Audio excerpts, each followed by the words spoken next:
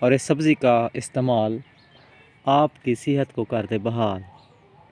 इसके इस्तेमाल से सेहत बहुत अच्छी रहती है। आखिर ये क्या ऐसी चीज़ है, अगर कोई सराइकी ज़बान समझता है तो उसको पता होगा। इसको कहते हैं घी की कुल्ली, घ्यो दी कुलूली सराइकी में कहते हैं इसको। सुबह का इसका इस्तेमाल घी के बराबर होता है। बहुत सी ज़बरदस्त किस्म की ये सब्ज़ी है, पका कर इस्तेमाल करते हैं। लेकिन इसके कच्चे इस्तेमाल आज हम आपको बताएंगे। पत्ते आपको नज़र आ रहे होंगे, अक्सर लोग इसको जानते हैं, बल्कि सब भी जानते हैं, लेकिन किसी ने इसके पत्ते शायद नहीं देखे होंगे। अभी हम जाते हैं कि ये क्या चीज़ है आखिर ऐसी। ये देखें जी, मूली।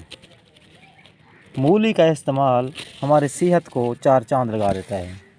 इसके बहुत से इस्तेमालात हैं, बहुत से फ़वाइद हैं, जिनमें सबसे अहम जिगर के जितने भी अमराज़ हैं उनमें इसका इस्तेमाल होता है।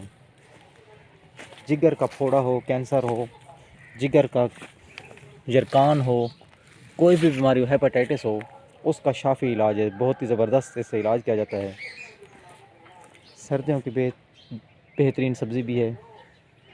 इसके साथ साथ इसके सुबह खाने के जो फ़वाइद हैं वो बहुत ही आला हैं।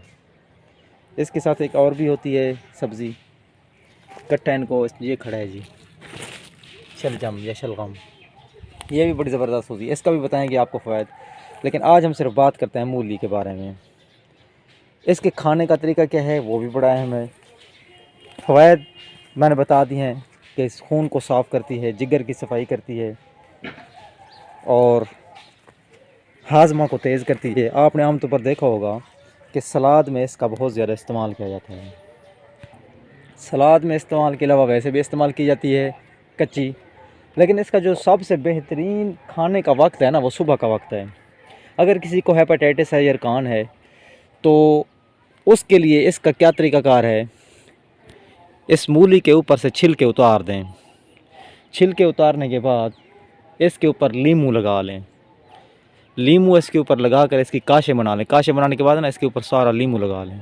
नींबू के पानी से इसको तर कर लें। तर करने के बाद इसको बाहर शबनम में रख दें, खुली फ़िज़ा में, सारी रात पड़ी रहे। सुबह को निहार मुँह ये मूली खाएँ।